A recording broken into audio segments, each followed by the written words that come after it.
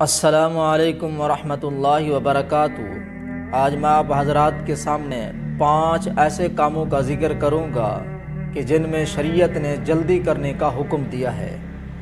ویسے تو دین اسلام کا عمومی مزاج ہے کہ جلد بازی شیطان کی طرف سے ہوتی ہے اور بردباری رب رحمان کی طرف سے ہوتی ہے، مگر 5 کام ایسے ہیں کہ جن میں شریعت نے جلدی کرنے کی تعلیم دی ہے۔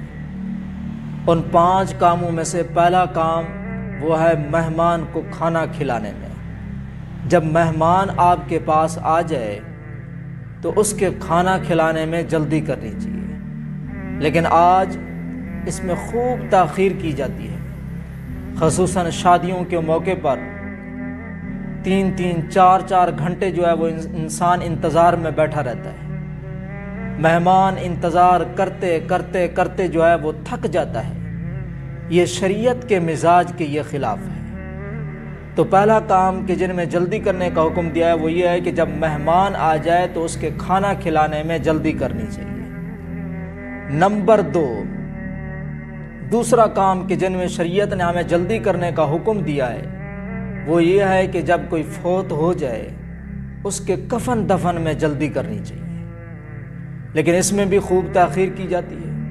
ہم اپنے مردوں کو کئی دن تک جو ہے وہ رکھے رکھتے ہیں، فلاں ملک سے فلاں نے آنا ہے، فلاں ملک سے فلاں نے آنا ہے، فلاں ملک سے فلاں نے آنا ہے، لیکن شریعت نے اس چیز کو پسند نہیں کیا۔ یہ شریعت کے مزاج کے خلاف ہے۔ شریعت یہ کہتی ہے کہ جب کوئی فوت ہو جائے تو اس کے کفن دفن میں جلدی کرنی چاہیے۔ نمبر 3، جب آپ نے کسی سے قرض لیا ہے، قرض کی ادائیگی میں جلدی کرنی چاہیے۔ ویسے تو حضور علیہ الصلوۃ والسلام نے قرض سے پناہ مانگی ہے۔ حضور علیہ الصلوۃ والسلام نے ارشاد فرمایا، ہر فرض نماز کے بعد یہ دعا مانگا کرو، ربنا آتنا فی الدنیا حسنہ وفی الآخرۃ حسنہ وقنا عذاب النار وقنا عذاب القبر وقنا عذاب الحشر وقنا عذاب القرض وقنا عذاب المیزان۔ اے ہمارے رب، ہماری دنیا بھی اچھی بنا دے، آخرت بھی اچھی بنا دے، اور ہمیں جو ہے وہ جہنم کے عذاب سے بچا، قبر کے عذاب سے بچا، حشر کے عذاب سے بچا، قرض کے عذاب سے بچا، اور فرمایا کہ میزان کے عذاب سے بچا۔ تو اگر آپ نے کسی سے قرض لیا ہے، جو وقت دیا ہے اس وقت سے پہلے آپ ادا کر دیں یا اسی وقت پر ادا کر دیں، تو قرض کی ادائیگی میں جو ہے وہ جلدی کرنی چاہیے۔ نمبر 4، چوتھا کام کہ جن میں شریعت نے ہمیں جلدی کرنے کا حکم دیا ہے وہ یہ ہے کہ جب آپ سے کوئی گناہ ہو جائے تو توبہ کرنے میں جلدی کرنی چاہیے۔ گناہ کا ہو جانا کوئی عیب نہیں ہے، گناہ تو ہر انسان سے ہو جاتا ہے۔ اسی وجہ سے حضور علیہ الصلوۃ والسلام نے صحابہ کو فرمایا، اے میرے صحابہ، تم میں سے ہر ایک خطا کار ہے۔ اے ابو بکر تو بھی خطا کار ہے، اے عمر تو بھی خطا کار ہے، اے عثمان تو بھی خطا کار ہے، اے علی تو بھی خطا کار ہے، لیکن تم میں سے بہترین خطا کار وہ ہے جو گناہ ہونے کے بعد فوراً توبہ کر لے۔ گناہ تو ہر انسان سے ہو جاتا ہے، گناہ کا ہو جانا کوئی عیب نہیں ہے، لیکن گناہ ہونے کے بعد توبہ نہ کرنا یہ عیب ہے، گناہ پر ڈٹ جانا یہ عیب ہے۔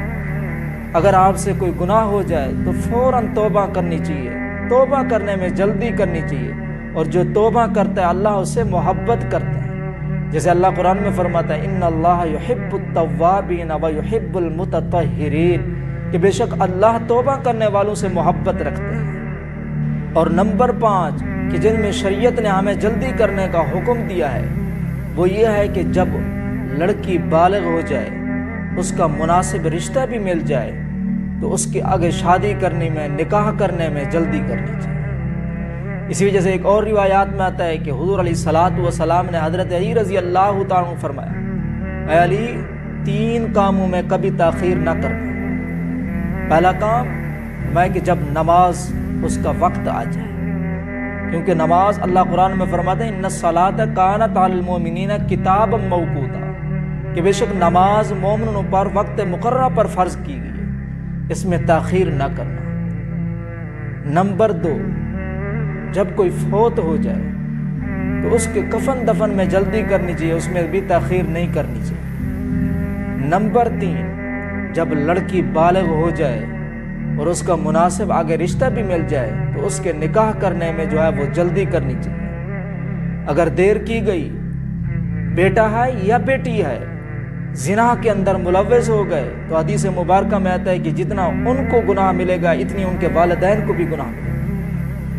تو بہرحال یہ 5 کام ایسے تھے کہ جن میں شریعت نے جلدی کرنے کا حکم دیا ہے، وگرنہ جلد بازی جو ہے وہ شیطان کی طرف سے ہوتی ہے اور بردباری رحمان کی طرف سے ہوتی ہے، مگر ان 5 کاموں کے اندر شریعت نے جلدی کرنے کا حکم دیا ہے، تعلیم دی گئی ہے۔